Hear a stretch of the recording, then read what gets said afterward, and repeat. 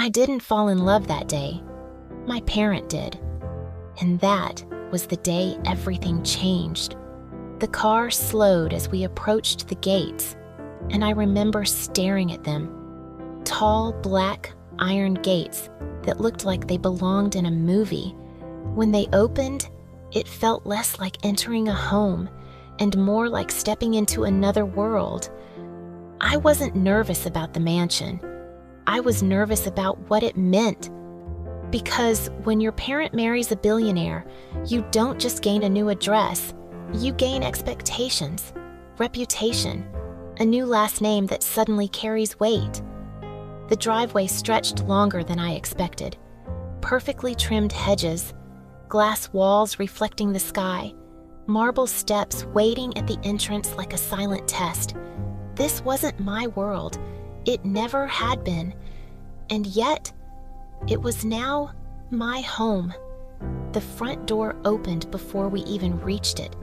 He stood there, tall, composed, effortlessly put together. The kind of man who looked like he had never second-guessed a decision in his life.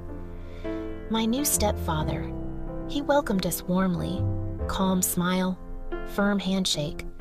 The type of confidence money can't teach, but power can. And then he said something that made my stomach tighten. My son should be home by now. His son. I hadn't thought much about him before that moment. I knew the basics. Billionaire heir, business-minded, recently out of a long-term relationship that had ended publicly. Messily. I told myself it didn't matter, until the door opened behind us. I heard his footsteps before I saw him. Slow, controlled, certain. When I turned, I wasn't prepared. He wasn't what I expected. Yes, he looked like everything the headlines would describe. Tailored suit, sharp jawline, eyes that scanned a room before speaking. But there was something else in those eyes. Not arrogance, not entitlement. Something quieter, something tired. Our eyes met, and for a second, just 1 second, the world narrowed. This must be, he started. My stepdaughter, his father finished. Stepdaughter, the word echoed strangely in my head. I stepped forward first. I don't know why. Nice to meet you, I said. He reached for my hand. It was just a handshake. Polite, proper, normal. But when his hand touched mine, something shifted. It wasn't dramatic. There were no sparks, no slow motion, just awareness. Like my body recognized something my mind wasn't ready for. His grip was steady, warm, and then it was over. Dinner that night felt like an interview I didn't apply for. Crystal glasses, conversations about markets and expansion in numbers too large to even imagine.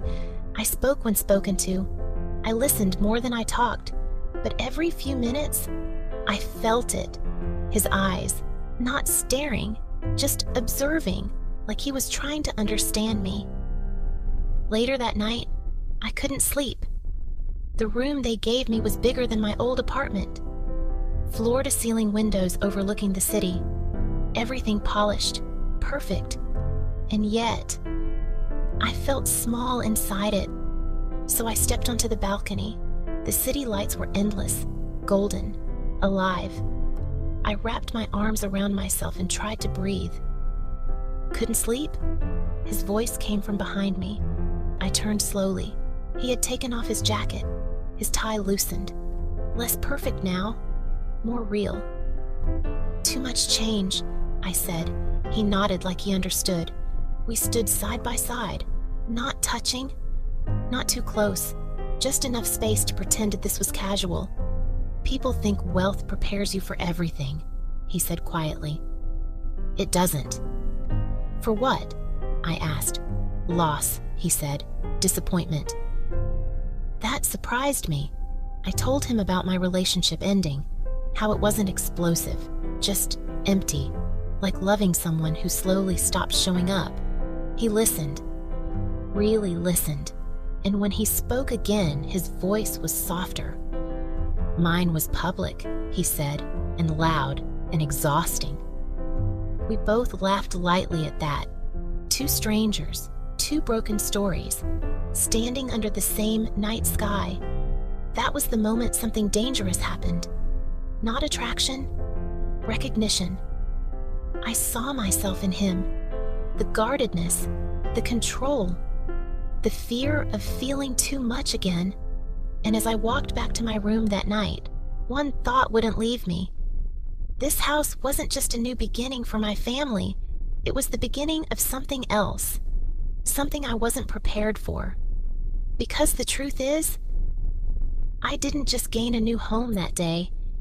I gained someone who looked at me like he understood every scar I tried to hide, and that was far more dangerous than falling in love.